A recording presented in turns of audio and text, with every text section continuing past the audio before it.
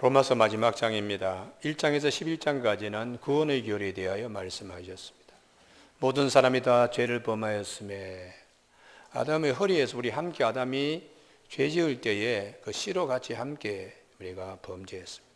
모든 사람이 다 죄를 범하여서 하나님의 영광에 이르지 못하더니 그리스도 예수 안에 있는 속량으로 말미암아 죄 없으신 하나님이 우리에게 아들을 보내주시고 그 아들도 죄가 없으신 하나님의 아들이 하나님이 사람의 죄값을 지불하기 위하여 사람의 모양으로 오셨습니다.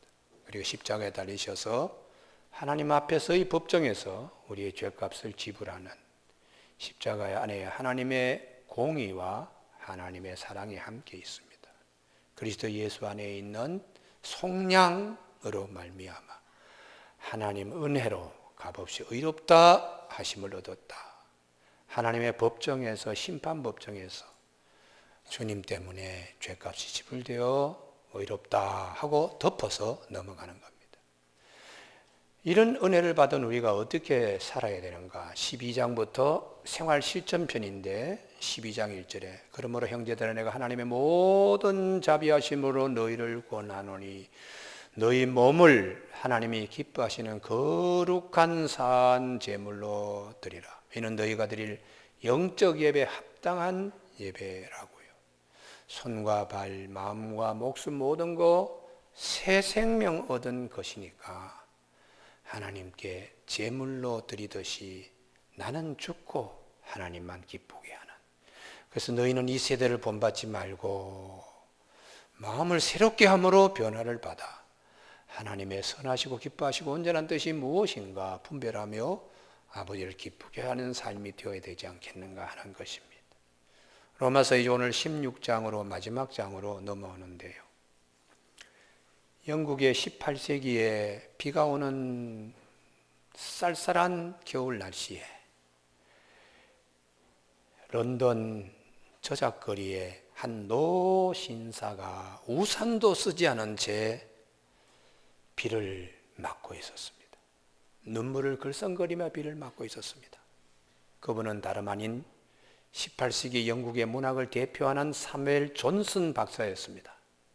그리고 영국의 사전 처음으로 만드신 그 존슨 박사가 추운 날씨에도 불구하고 비가 오는 겨울비를 맞으면서 우산도 쓰지 않고 눈물을 흘리며 서 있습니다. 사람들이 박사님 이게 무슨 일입니까? 무엇 때문에 이렇게 우산도 쓰지 않고 비를 맞고 계시는가요? 그때 사무엘 존슨 박사가 제가 지은 잘못 때문에요. 참회하는 마음으로 이 자리에 섰습니다. 얘기를 들어본 이 존슨 박사가 어릴 때에 철이 없을 때에 가정이 찌들게 가난했습니다. 아버지가 혼자 생계를 다 책임지고 가족들을 먹여 살리는데 아버지의 직업이 책을 구하여 당시에 책이 굉장히 귀했으니까요. 헌책을 구해서 그 책의 내용을 알고 싶어하는 사람에게 또한 구해서 가져다 주기도 하고 빌려와서 빌려주기도 하고 이런 일을 해서 생계를 꾸려나갔습니다. 더러 성격이 급한 고객들 가운데는 돈을 미리 줘서 이런 책을 좀 구해 주시오 했을 때는 동서남북 뛰어다니면서 그 책을 구해와서 고객의 만족도를 높여주며 수수료를 받아서 생활했는데 어느 날 아버지가 몸이 아주 피곤하고 해서 책을 구해왔습니다마는 비가 오는 날 감기도 몸에 걸리고 해서 아들 보고 얘야 아들아 오늘 중요한 약속을 한 이 책을 꼭 그분에게 전해줘야 되는데 비가 내리는 런던 저작거리에 꼭 갔다 오너라 할 때에 아들이 아버지 저 싫어요. 아버지나 가서 하세요. 이렇게 대답을 했습니다. 아버지는 아무 말도 하지 않고 기침을 콜록콜록 하시면서 비가 오는 날 그 책을 전해주고 돌아와서 기침이 감기가 되고 감기가 독감이 되고 독감이 폐렴이 되어 아버지는 세상을 떠나고 말았습니다. 어린 존슨에게 철부지 존슨에게 큰 이 충격이 찾아왔습니다. 가정의 생계를 꾸려가는 아버지가 돌아가셨다는 것도 충격이지만은 내가 잘못했어. 내가 그날 아버지가 말씀하는 대로 갔어야 되는데 하는 죄책감으로 충격을 받았습니다. 열심히 공부해서 훌륭한 사람이 되어야 되겠다 하고 새 마음을 잡고서는 독학으로 공부했습니다. 언어에 대한 남다른 감각을 가진 그가 모든 언어를 수집하면서 사전으로 엮어낸 것이 오늘날 영어 사전의 효시를 이루고 있고요. 그가 18세기 영국의 문단을 이끌어가는 훌륭한 문학자가 되었습니다. 그래도 늘 마음에 걸리는 것 하나가 있었는데 그것은 그때 내가 그러지 말았어야 했는데 라는 죄책감이었습니다. 이제는 다시 그 시대로 돌아갈 수도 없고 아버지의 심부름도 할 수 없는 그런 처지에서 오직 할 수 있다면 아버지가 돌아가실 무렵에 추운 날씨, 쌀쌀한 날씨, 비가 오는 날 아버지가 저작거리에 가라는 바로 그 자리에 비를 맞고 서는 것밖에 없겠다라고 자책감에 사로잡혔습니다. 교우 여러분, 사람이란 때를 놓치지 말아야 됩니다. 기회가 그렇게 자주 오지 않습니다. 그래서 성경은 에베소 5장 16절에 세월을 아끼라, 기회를 돈 주고 살아, 때가 가니라 그렇게 말씀합니다. 연말이 되어 한 해를 돌아봅니다. 내가 좀 더 잘할 걸, 그런 아쉬움의 사건들은 없습니까? 모든 사람이 왜 하나님 앞에서 잘해야 할까요? 너희 몸을 하나님이 기뻐하시는 거룩한 산 제물로 드려라. 이유는 우리를 대속해 주신 은혜 때문에 더 잘해야 합니다. 오늘 본문 말씀에 사도 바울은 여러 사람 이름을 우리에게 소개해 주고 있습니다. 어떤 분은 아시아 출신입니다. 어떤 분은 헬라 출신입니다. 어떤 분은 로마에 거주하고 있는 분들입니다. 이 수많은 사람의 공통점이 있습니다. 그 공통점은 하나님의 선하시고 기뻐하시고 온전한 뜻을 이루어간 사람들입니다. 그 첫 번째가 베베라고 하는 여집사님요. 1절, 내가 갱그리아 교회 일꾼으로 있는 우리 자매 베베를 너희에게 추천하노니 너희는 주 안에서 성도들이 합당한 예절로 그를 영접하고 무엇이든지 그에게 소용되는 바를 도와줄지니 이는 그가 여러 사람과 나의 보호자가 되었습니다. 이게 한마디로 요약하면 하나님이 기뻐하시는 자, 손과 발을 통하여 하나님을 기쁘시게 한 자라는 거예요. 베베 자매가 특별히 먼저 언급된 것은 이제 사도 바울이 고린도에서 로마서를 써서 이 베베 자매가 로마로 간다는 얘기를 듣고 이 여집사님의 손에 로마서를 들려서 두루마리로 되어 있는 로마서 이 서신을 손에 들려서 로마 교회에 전해주는 역할을 이 여집사님이 하고 있습니다. 사도 바울은 사도행전 18장 2차 전도 여행에서 고린도에서 1년 6개월 머물 때에 그는 하나님 말씀을 가르쳤습니다. 거기서 은혜 받은 갱그리아라고 하는 고린도의 외항과 같은 항구 도시에서 온 젊은 집사님 은혜 받고 자기 도시 갱그리아 가서 가정교회를 이루며 갱그리아 교회에 여집사님으로 열심히 섬기고 받던 이제 그런 집사님이세요. 그래서 사도 바울이 1년 6개월 동안 고린도에서 복음을 전하다가 그리고 다시 에베소로 가기 위하여 길을 나섰는데 갱그리아에서 사도 바울이 머리를 깎는 서운한 일이 있어서 머리를 깎는 갱그리아 교회 가정교회가 있기 때문에 거기에서 하나님 내가 이 일을 놓고 내가 결심하고 다짐합니다 하고 머리 깎은 이 서운하는 이 기간에 그가 깎고서는 에베소로 이제 가게 되는데요. 4절에 내가 갱그리아 교회 일꾼이라는 이 원전의 단어 성은 남성으로 되어 있어요. 아니 우리 자매 베베 여집사님인데 어떻게 일꾼을 남자로 표현하는가? 디아코노스라고 하는 남자로, 여성이지만 웬만한 남성 못지않는 일꾼이라는 뜻입니다.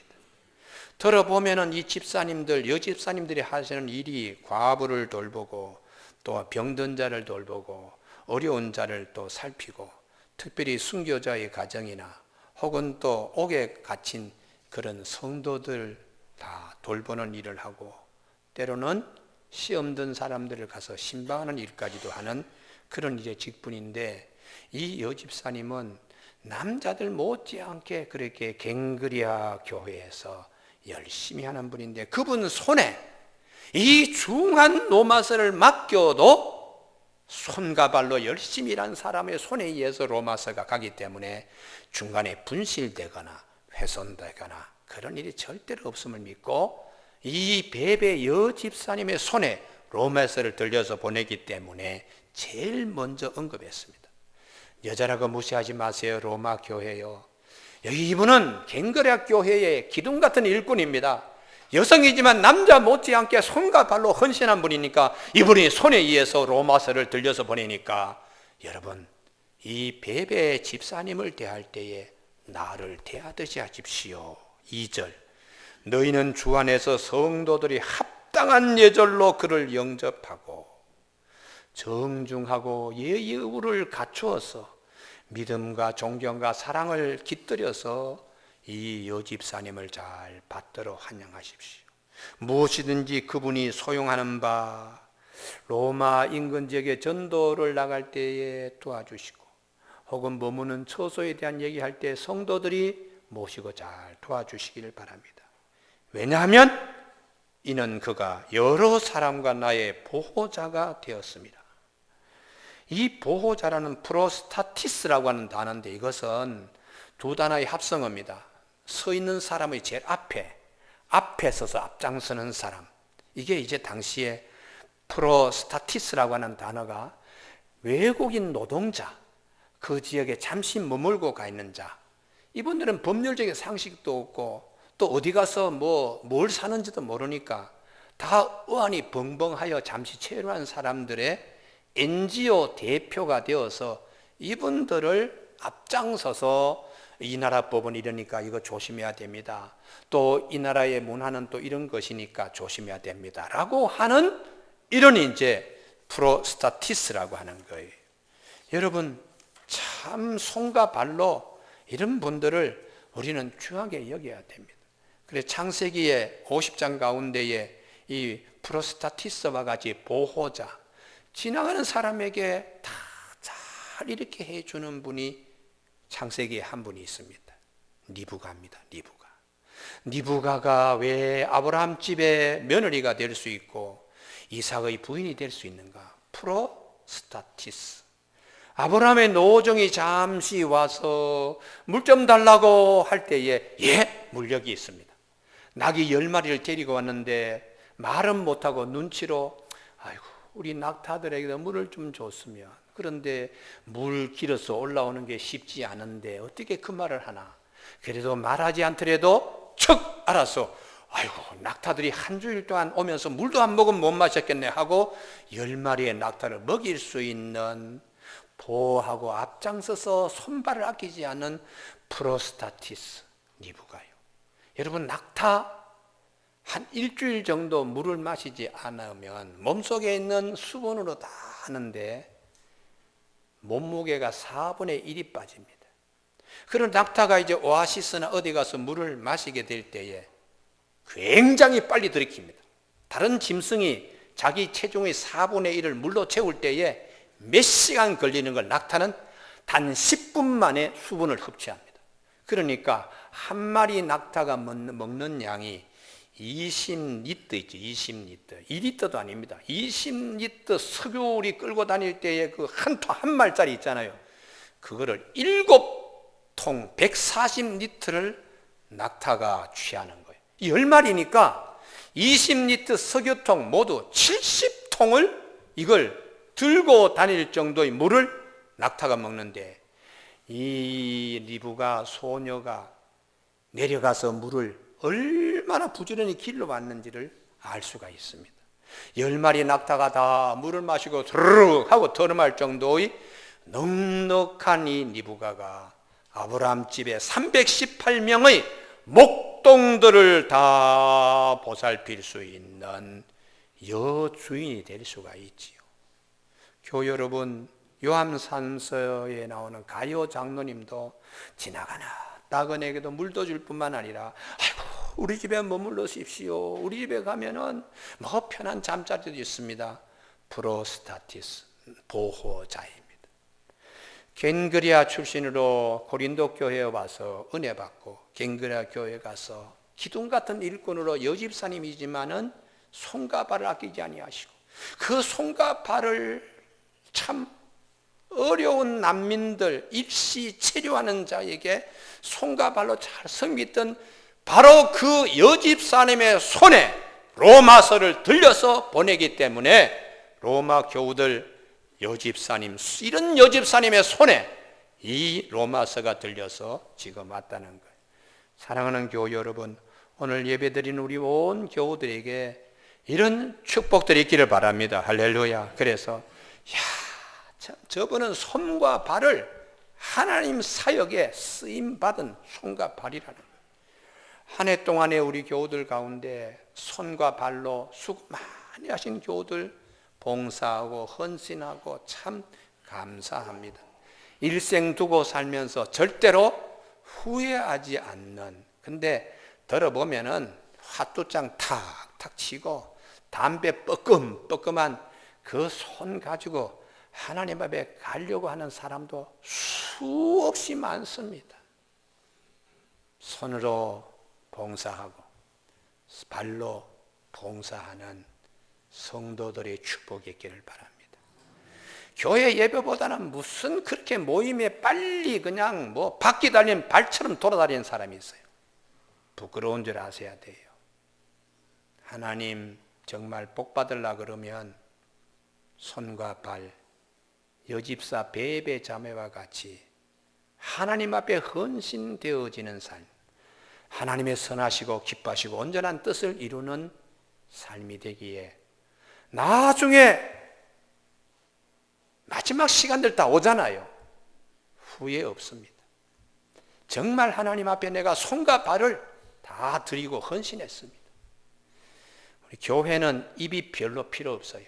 말 많은 사람, 손과 발은 아주 그냥 아끼면서 말로 다 해. 이런 사람은 하나님 나라에 그렇게 중요하지 않습니다. 여러분, 내년 새해는 입보다는 손과 발로 보여줄 수 있기를 바랍니다. 할렐루야. 뭐 그냥 하는데 말로 다 자기가 다 한 것처럼 그래. 목사가 볼 때는 개코도 아니야. 그런데 자기가 다 한 것처럼 그래. 내가 그래서 불러. 그 양반은 처음은 이렇고 가운데는 이렇고 후는 이러니까 전혀 사실과 다르다. 내가 교정시켜줘요. 우리가 정말 여집사 베베 자매와 같이 사도 바울이 정말 이분에게는 큰 뭉태기를 하나 주더라도 잘 감당할 수 있는 분이다. 로마 서신을 맡겨도 조금도 착오 없이 로마 교회에 이 귀한 서신을 가져갈 뿐이다. 이렇게 이제 말할 수 있는 것은 갱그리아 교회의 일꾼이요 나의 보호자, 여러 교회의 보호자 된 걸 다 안다는 거예요. 두 번째의 인물 브리스길라와 아굴라인데 애칭으로 브리스가라 그랬는데요. 이 브리스가와 아굴라는 손과 발만이 아니고 목숨까지도 하나님께 드리는 인물입니다. 13절 너희는 그리스도 예수 안에서 나의 동력자인 브리스가와 아굴라에게 문안하라. 그들은 내 목숨을 위하여 자기들의 목까지도 내었노. 나뿐 아니라 이방인의 모든 교회도 그들에게 감사하느니라. 이 내 목숨을 위하여 자기들의 목까지도 내어놨다. 자기들의 목까지도 하는 이 원래 글자 그대로 번역하면 사형 집행관이 잡고 있는 칼이 있어요. 그 사형 집행관이 칼 앞에 자기 목을 들이밀다는 거죠. 이 사람이 죽어야 될 자리에 내가 죽겠습니다 하고 자기 목을 들이미는 거. 그러니 하나님이 감격하실 만한 인물입니다. 사도 바울이 죽을 자리에서 아닙니다, 우리가 죽겠습니다 하고 자기 목을 사형 집행관의 칼 밑에다가 목을 먼저 대는 대단한 인물입니다. 교우 여러분, 이 브리스길라와 아굴라, 브리스가와 아굴라, 아굴라와 브리스길라의 가정은 사도행전 18장에 보면 고린도 교회 개척 멤버입니다.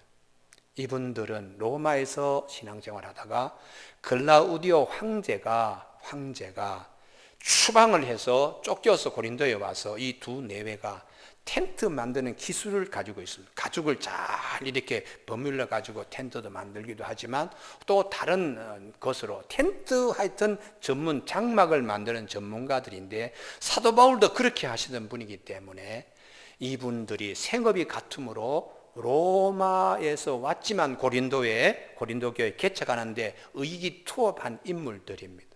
그래서 1년 6개월 동안에 고린도의 교회를 든든히 세우고 그리고는 이제 갱그리아 가서 서원하고 예배소로 가는데 예배소까지 이 두 내가 따라와서 예배소 교회에 사역하는데 아주 힘을 보탠 인물들입니다.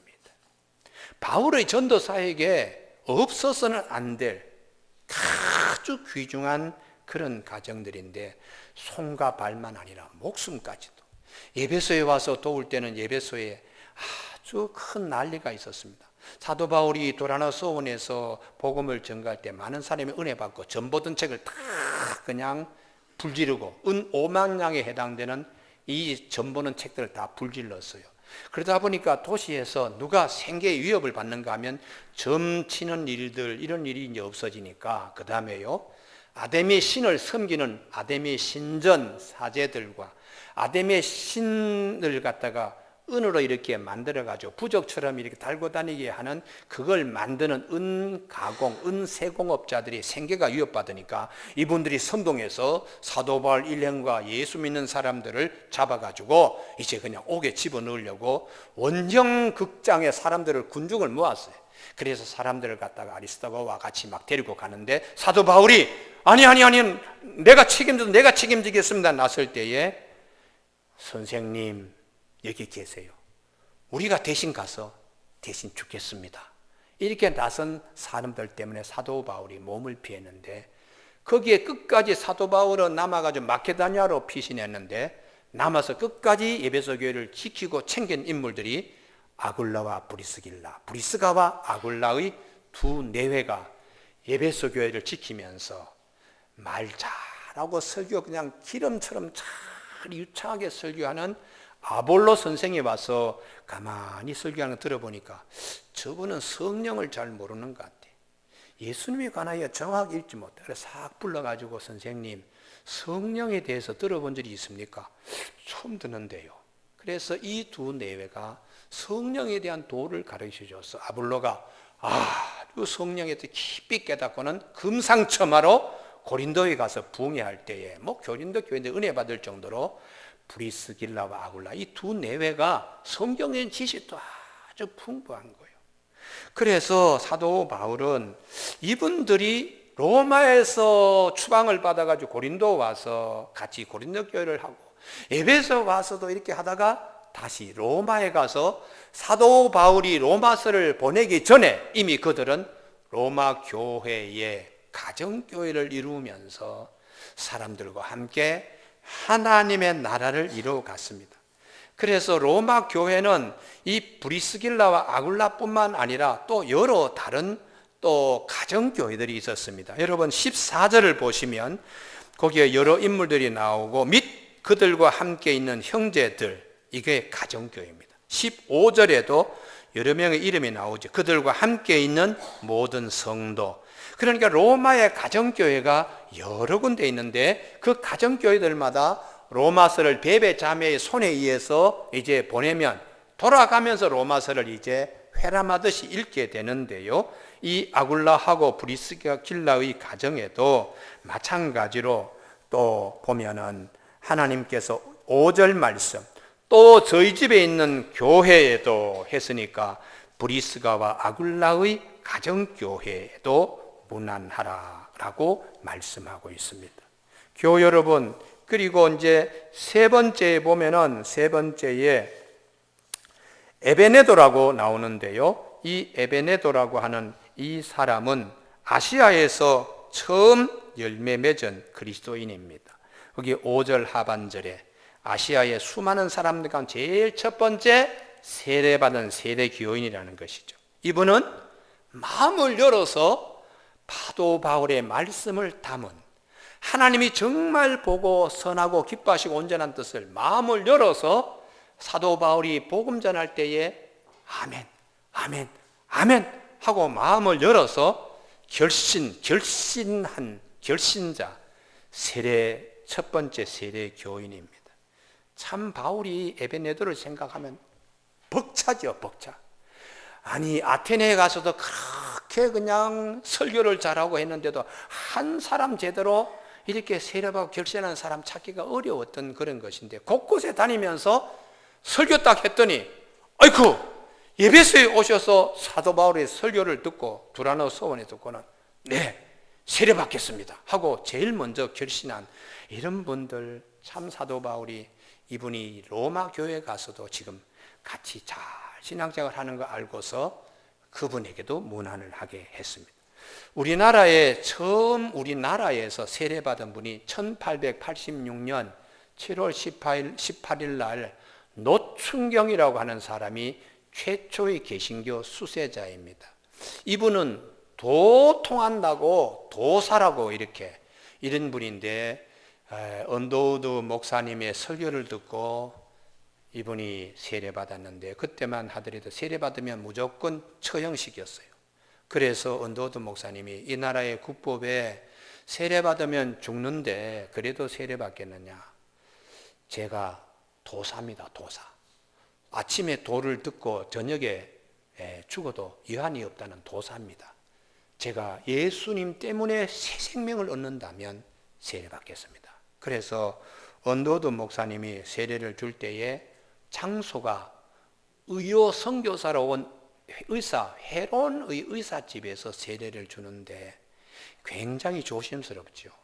그래서 만약에 문제가 되면 이 헤론 의사의 딸 사라엘이라고 하는 어린아이 세례를 집례를 하면서 동시에 노충경이라고 하는 노도사에게 세례를 베풀었습니다.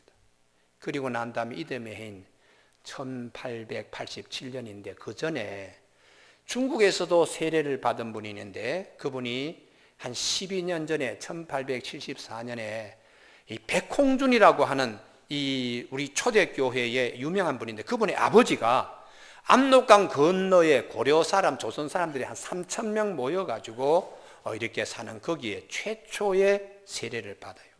그리고 난 다음에 1883년에 일본의 노월정 교회에서 동경에 박영호의 신사유람단, 일본 시찰을 간 사람 가운데 수행원인 이수정이라고 하는 사람이 일본에서 세례를 받고, 3년 후에 한국에서 1886년 7월 18일 날 노충경이라는 사람이 받습니다. 그 다음 이듬해 1887년 봄에 솔레라고 하는 곳에 우리 서상륜, 그의 동생 서경조, 그리고 친구들 둘이 이렇게 4명이 올라와서 언더우드 목사님에게 서상륜이가 나는 세례를 만주에서 받았습니다. 그런데 내 동생하고 이 친구들 3명의 세례 주세요.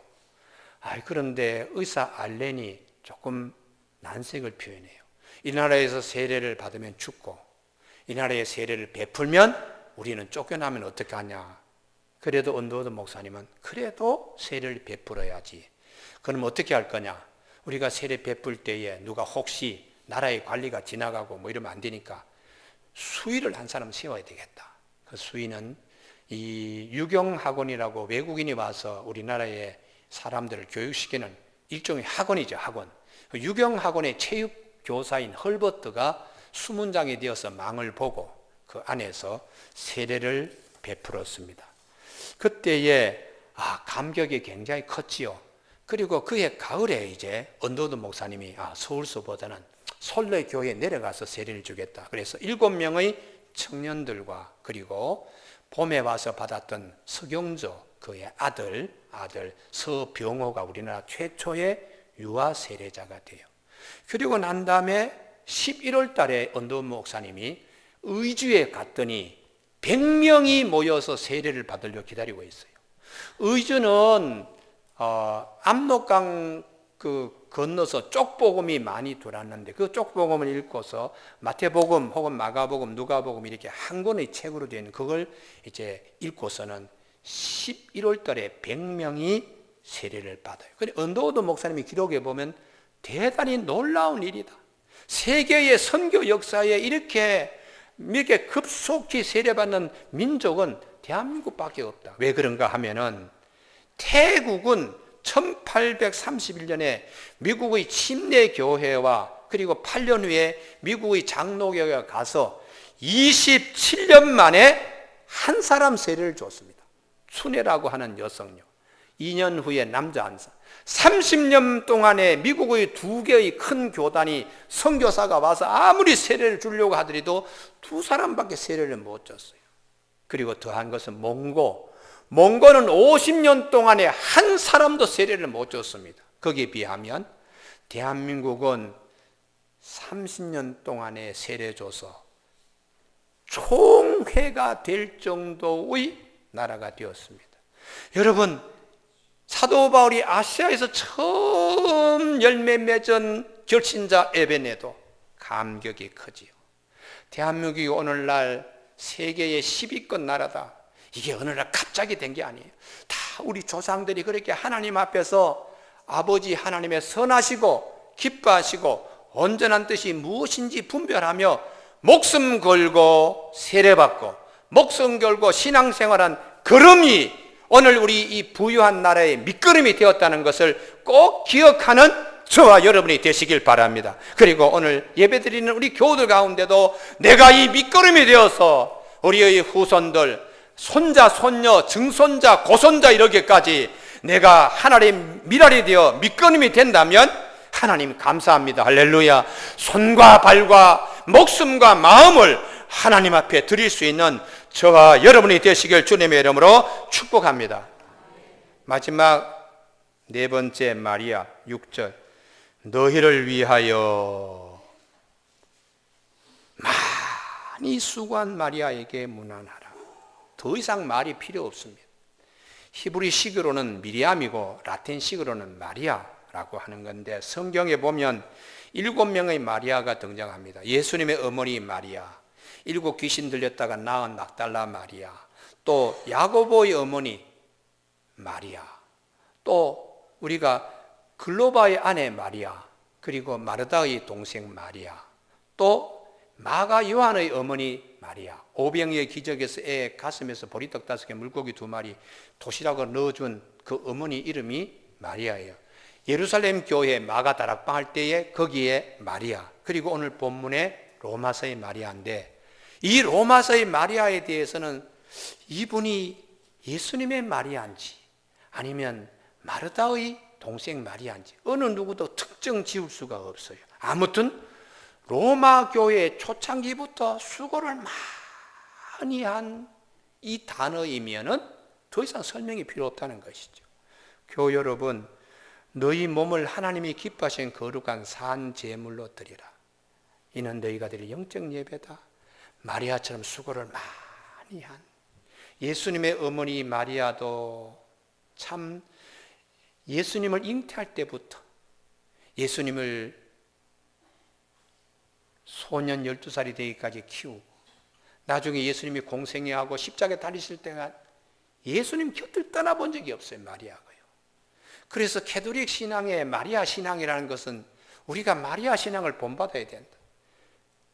마리아처럼 예수님을 가슴에 묻고 마리아처럼 예수님을 늘 곁에 두고 마리아처럼 항상 십자가에 달려 돌아가신 예수님을 쳐다보는 마리아 신앙을 캐톨릭은 강조하고 있어요.